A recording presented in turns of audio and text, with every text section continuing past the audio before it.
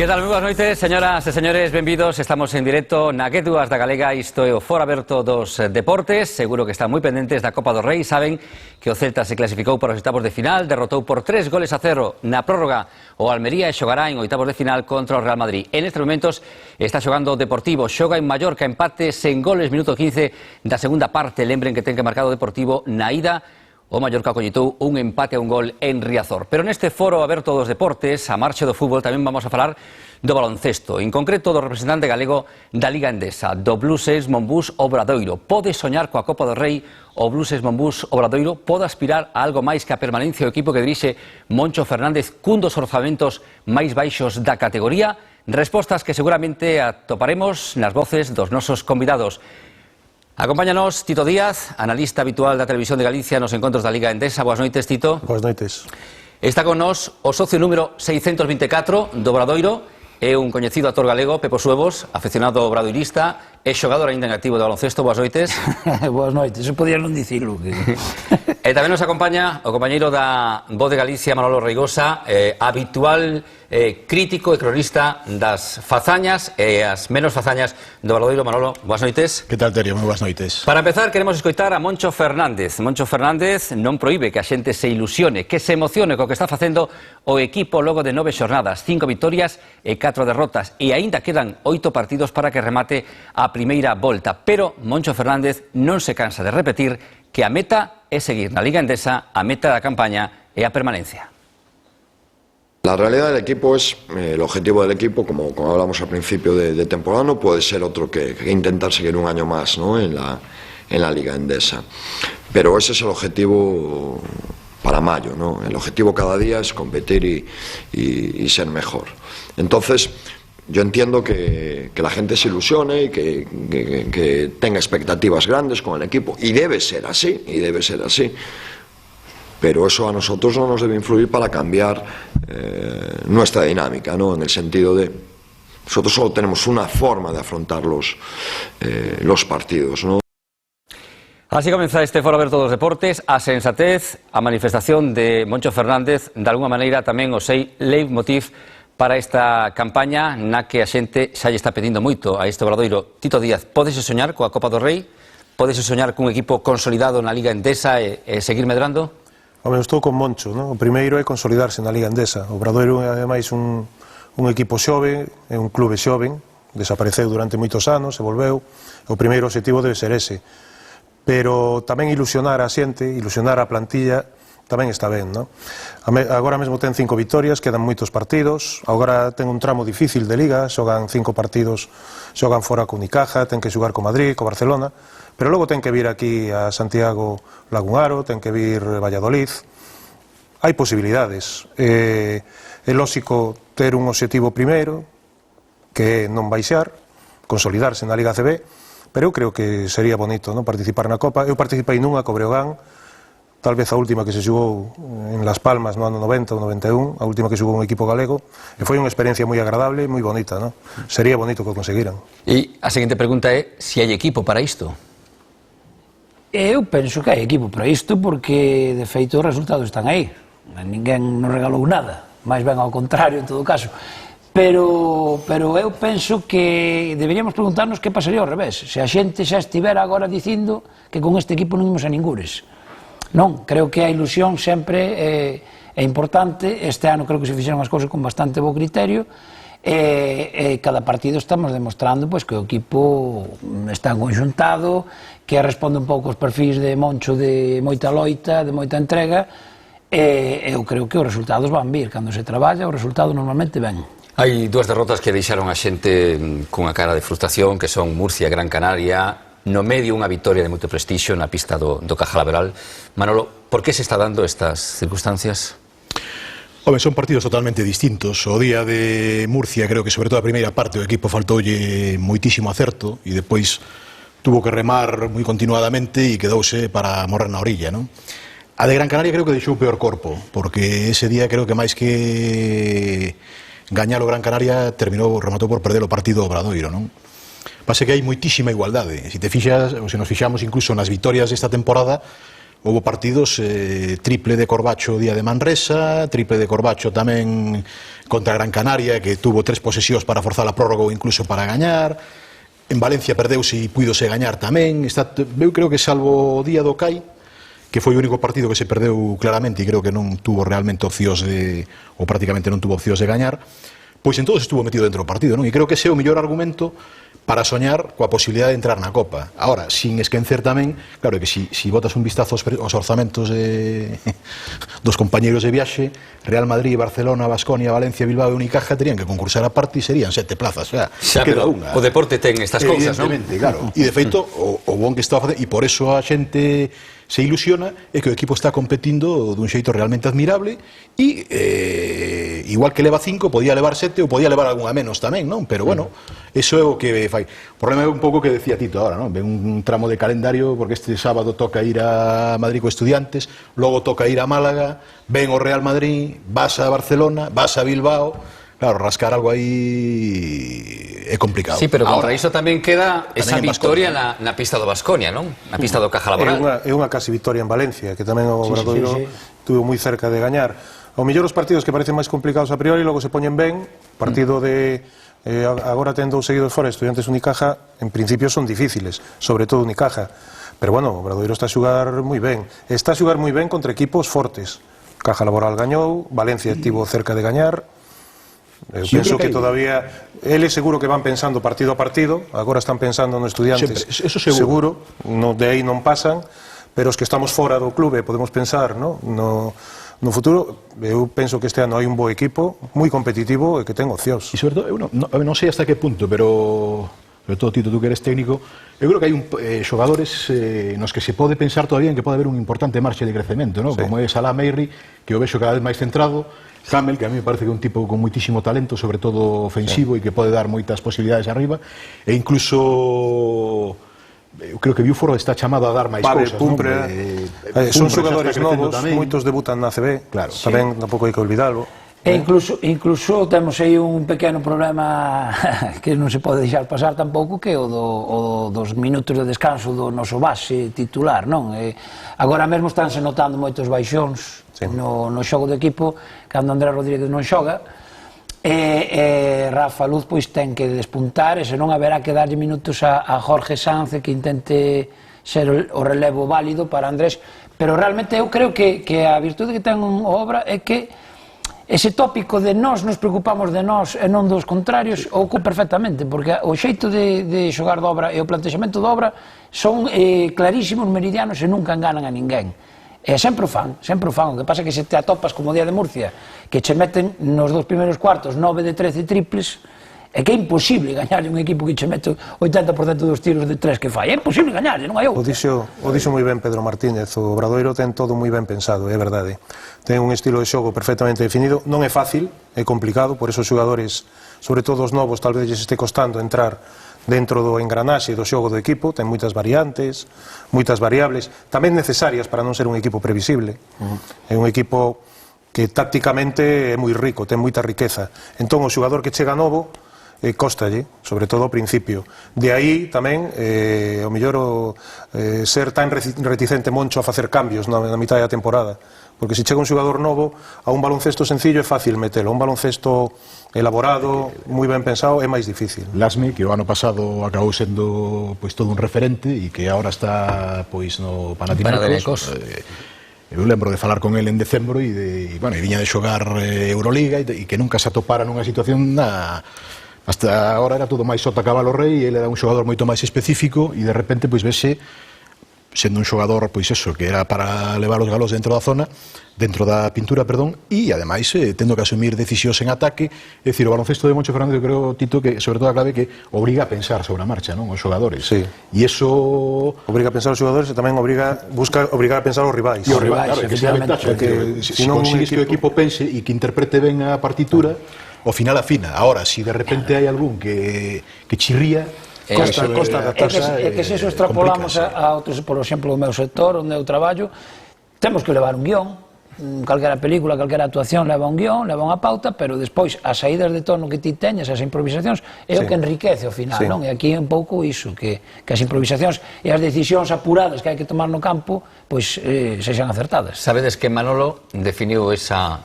forma de xogar do Obradoiro como o baloncesto cuántico. Podes profundizar un pouquiño no asunto? Eso non deixa de ser unha licencia precisamente para un pouco, dunha maneira descriptiva, pois dar a entender eso, que son moitas pezas que están interconectadas, non? E que facer que todas funcionen correctamente, pois que non é sinxelo, non? Entonces, se nese mecanismo encaixas ben, pois todo vai doado, e se non encaixas, pois todo se tambalea, non? E entonces, o gran mérito deste Obradoiro é un pouco tamén o dice, ¿no? El quere xogadores bravos e intelixentes por ese orde, ¿no? Pero teñen que ser intelixentes, porque senón non serve. Pero que percibides ás veces? Que falta organización? No, aí será ti, penso que están moi claras. Outra cosa é a interpretación, a veces que é difícil cando hai un modo de xogo moi pensado, moi elaborado, moi ben traballado e con moitas opcións necesarias, porque é un equipo, non olvidemos, con un presuposto modesto, que vai competir contra equipos... É máis baixo que a temporada pasada. Sí, vai competir contra equipos que teñen xogadores, ao mellor, en principio, de máis calidade que deles. Entonces, ten que compensar tácticamente, ao mellor, a diferencia de calidade de potencial das plantillas. Entón, costa un pouco ao principio xugar dentro deso. Hai que pensar e xugar ao mesmo tempo. Hai que facer notar o talento de cada xogador, pero dentro do xogo do equipo. Entón, costa entrar. Unha vez que entras... Por eso, tal vez, ao principio desta tempada, os xogadores do ano pasado destacaban tanto e xogaban tan ben, non? Bueno, e creo que, non sei se estades de acordo, pero aquí hai algo que está funcionando, que xogadores que levan xa moitos anos, mesmo vestiario, mesma camiseta, mesmo adestrador. Sí. E que xo, que che dá continuidade. Que explotaron, non? E sobre todo para... Sí, e creceron, Corbacho creceu. Corbacho é agora mesmo o xogador nacional con máis puntuación. Livon Kendall creceu como xogador ao lado de Moncho. Andrés creceu como xogador. É dicir, o sistema funciona. Oriol volveu a nacer, non é que Oriol agora mesmo físicamente está como... Bueno, pasa que aí ten a parcela física tamén, eu creo que teñen a Óscar Viana, que é un auténtico fenómeno, que o do tocar madeira, porque o comportamento físico deste equipo nas últimas temporadas é para... Hai 3 anos o equipo estivo en ACB, dirixido por Curro Segura. Creo que era unha plantilla boa para salvarse. Si Heisheimer seguramente continúa aquí 2 meses máis, o equipo estaría salvado, pero aquele equipo tivo todas as lesións do mundo. Creo que non houve ningún xogador, ou igual Buffoni, que non se lesionou. Sin embargo, nos últimos anos, afortunadamente, ninguén se lesiona, e algo moi importante, Aí entran dúas cousas, é dicir, o que estaba lesionado é Hamel e xa viña lesionado. Sí. Eu creo que lesionado que non viña, que foi un infortunio, o sea, que non, o sea, o que pasa que, como ese Xeonllo está tocado, viña condicionado. Pode ser, pero quero dicir que porque Hamel empezou adestrando con normalidade e de repente empezou a notar dor. É unha lesión nova, aínda que sexa no mesmo Xeonllo. Eu atribuo máis a forma de xogo que ao nivel físico. Óscar é un bo preparador físico de Lugo, ademais. Non pode ser malo, non? Puntúa eso. Aparte deso, tamén Rodrigo, que estaba hai 3 anos... É un grandísimo preparador físico. É un gran preparador físico. Ahora, o primeiro entrenador sí que é distinto. Curro Segura é dunha maneira, Moncho Fernández é outra. Moncho Fernández, vou dicir, é un entrenador que lle gusta pensalo todo moito. Moi ben axudado con Víctor e con Gonzalo, que fan un grupo, non é un adestrador, son 3 casi traballando, casi é con 3 cabezas. Entón, se o baloncesto é moi elaborado e ten moitas combinacións, pois ao final vai resultar mellor. O Obradoiro ano pasado ganou 4 partidos na primeira volta, 9 na segunda. Pero costa entrar dentro dese xogo. Eso, vamos, en principio, eu como xa non como adestrador, como xogador, sei que canto máis elaborado é o baloncesto, máis te costa entrar dentro, non? Solo unha acotación, porque senón depois me despito, non é en demérito de Rodrigo ni moito menos, pero hai unha diferencia sustancial, é dicir, Rodrigo non era un preparador físico a tempo completo, é dicir, el era a tempo parcial, entonces Sí, a categoría CB tal vez exixe dedicación exclusiva, sí. O deporte profesional, Sí. a parcela física, necesita unha atención. Sí, pero ademais eso non é culpa de Rodrigo, eso é culpa de quen contrata a Rodrigo. Ese é un problema de planteamento, sí. É que eu non daba crédito cando de verdade dixe, no, é que está a tempo parcial, e como é posible, é dicir, iba a salir máis ou menos algún adestramento, a veces que se podía, porque o concurso era máis complicado, que era máis pechado. Pero é todo, chamativo, volvendo o que dicíamos, que todos os equipos durante toda a temporada cambian 1, 2, 3 xogadores, que son as cousas que despois rematan pois con esas débedas inmensas, concurso de acreedores, etcétera, etcétera. O ano pasado Valladolid cambiou non sei cantas veces de xogador. Afortunadamente, o Obradoiro, pola confección que ten do plantel ou pola forma de traballar de Moncho, o caso que é algo para aplaudir, non? Sí. Sí, sí, máis nun equipo modesto, tendo en conta que o ano pasado foron 6 derrotas seguidas, Foron 5 na casa seguidas, que 4 na casa seguidas, foron 6 derrotas. E ademais contra rivais directos, cando se supoñía que podíamos ter un respiro. O Obradoiro, outro clube seguro que cambia. O Obradoiro tiveron a sensatez que lle saliu ben, claro, se lles chegas a ir mal, igual non estábamos falando agora deso. Pois cambiaron, por exemplo, a defensa do bloqueo directo, traballaron máis, buscaron solucións dentro, en vez de buscar solucións fora. Folles ben.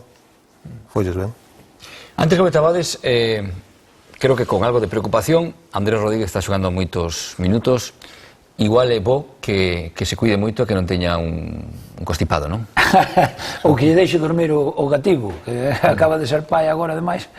No, eu creo que calquera plantel necesita ter 3 bases, non sei Tito que opinará, pero eu creo que 3 bases que participen na rotación, independentemente de que un sexa o que leve os galóns e que dirixe mellor o equipo, e sobre todo no caso de Andrés, marca moitísimo a intensidade, que no Obradoiro é fundamental para min, polo menos.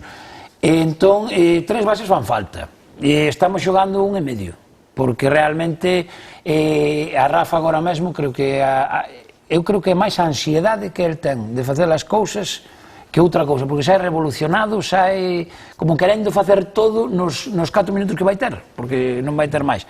Entón, si necesitamos un relevo aí, porque, por exemplo, no partido de Valencia, que si xogaron os 3, pois chegamos ata o final do partido pois con unhas certas opcións de gañalo e bastante igualados.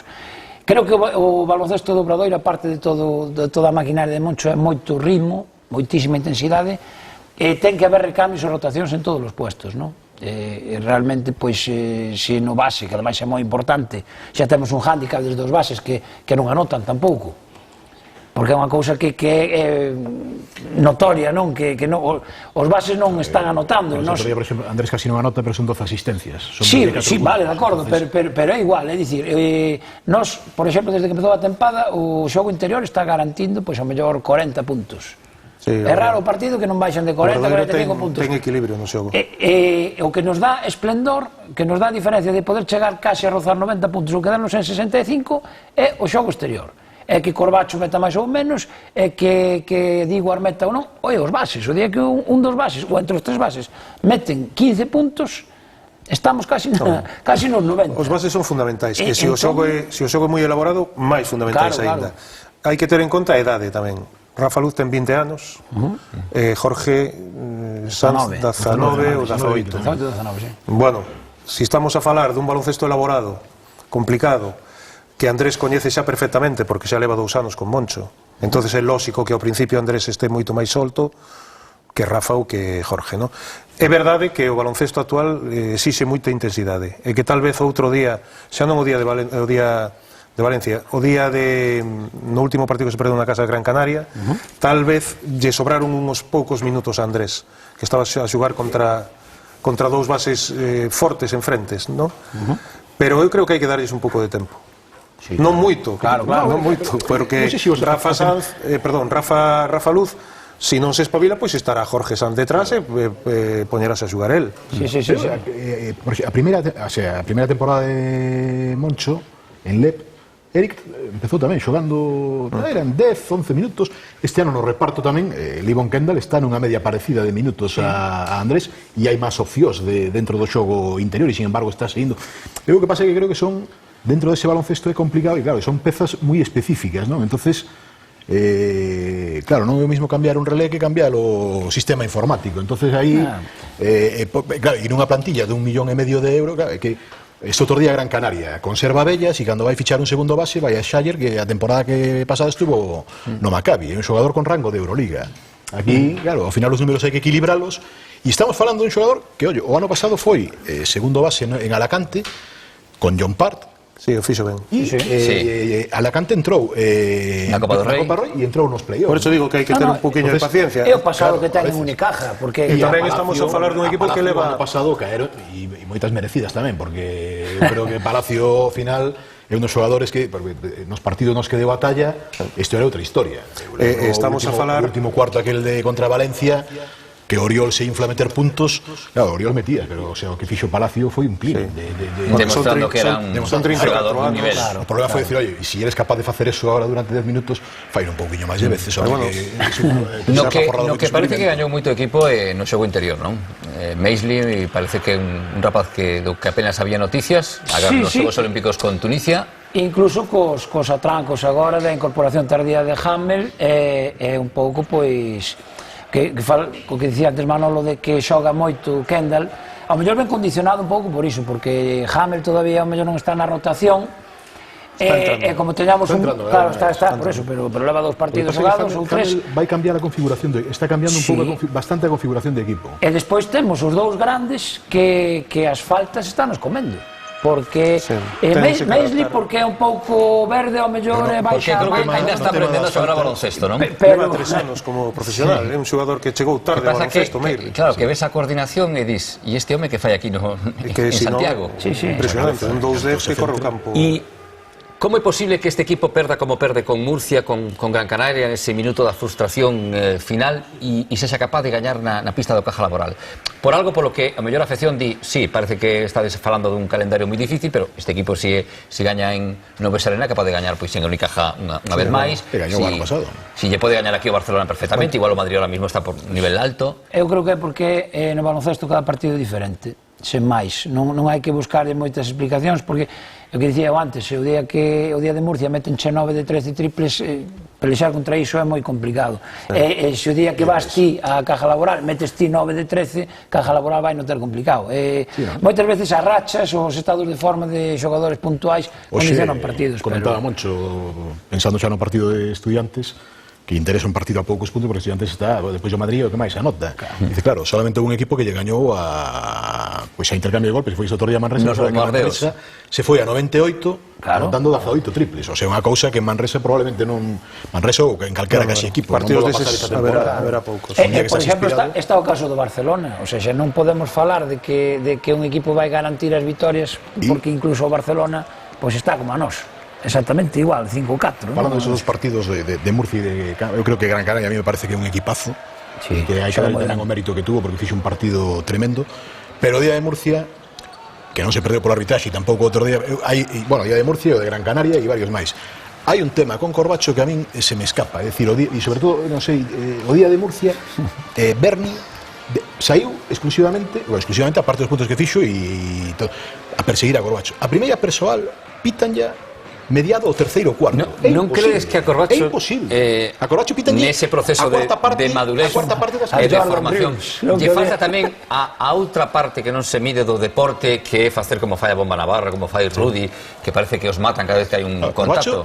Igual é demasiado legal, non? Ou ao mellor montar un lío un día nun partido, protestar, votar o público, porque ademais Corbacho xa ten que ser un xogador respetado porque leva unha media de 17 puntos, xa non é un don nadie.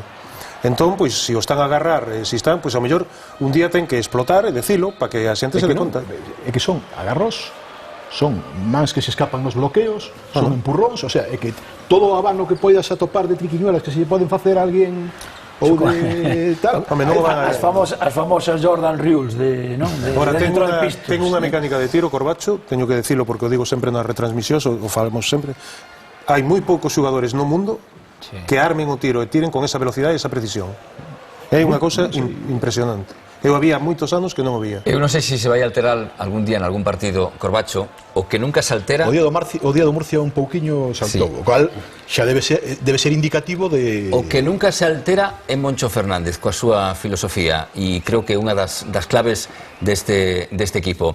Moncho Fernández acostuma a decir que gañen ou perdan, sempre hai un luns para analizar todo o que pasou.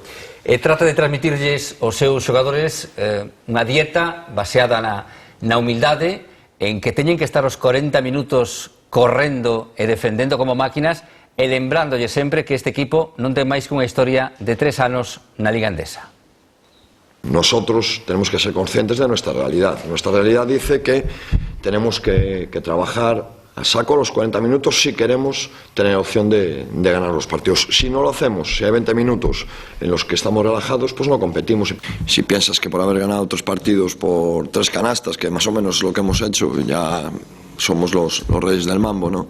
Pues estaríamos perdidos. La falta de respeto siempre lleva implícito la derrota. O sea, nosotros no somos nadie. Nosotros hemos tenido la fortuna y el trabajo y el buen hacer de ganar 2 partidos y nada más. O sea, da la sensación de que ya hemos ganado el partido sin jugarlo, y eso siempre lleva implícito que lo vas a pasar mal. Oye, aquí podemos ganar, y no venimos aquí a pasar el tiempo, sino que podemos ganar si estamos a un buen nivel, y entonces esa mirada o ese que tenían los jugadores, esa fe en que se podía hacer, ¿no? Eso es lo que más me gusta. Sí me gusta esos calificativos que hablan de nosotros como bloque. Moncho Fernández defende o bloque por riba das individualidades, falaba de como estaban os xogadores cando se mediron o caja laboral, con esa mirada na que xa se detectaba gañas de vitoria.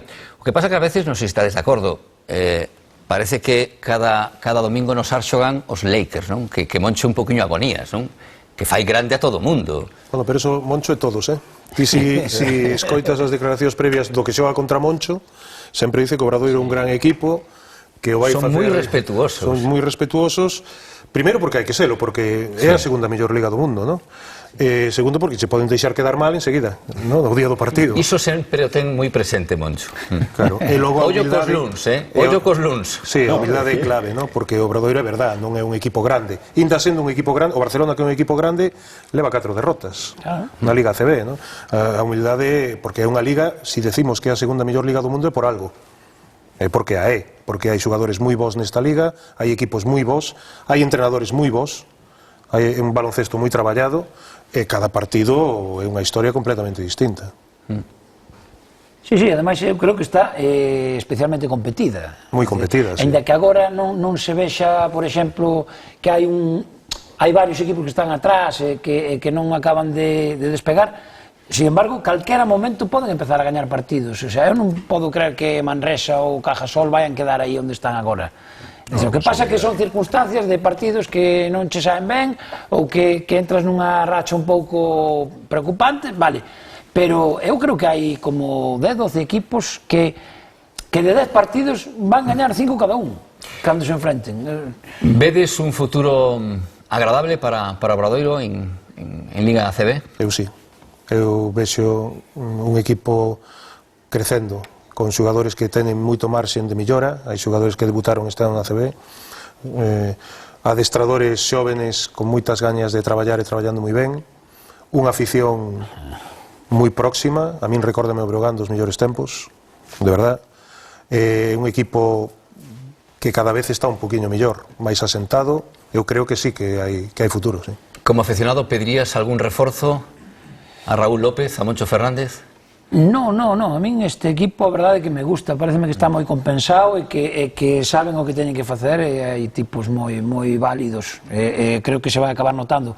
Pero sobre todo, estou de acordo con Tito no do futuro, pero sobre todo eu creo que o Obradoiro, máis alá do plantel que poida ter e de como xogue ou non, está demostrando unha capacidade de superación como ente, non como símbolo santiagueño. Levamos 2 anos, que primeiro hai que sair en ACB, non temos nada, que despois baixamos, e xa dicía todo o mundo, desaparecemos. Eu creo que ahora mismo como símbolo de toda Galicia, non? Claro, esa conversión en SAD, coa xente vendendo pegatinas para todo o que se monta, redes sociais, Obradoiro para aquí, para lá, aparece xente, Rosmadoiro, non sei que, están Obradoiro está para todo, Cañadoiro, que para invitar os xogadores a ir a tomar a cervexa a mesma semana do partido.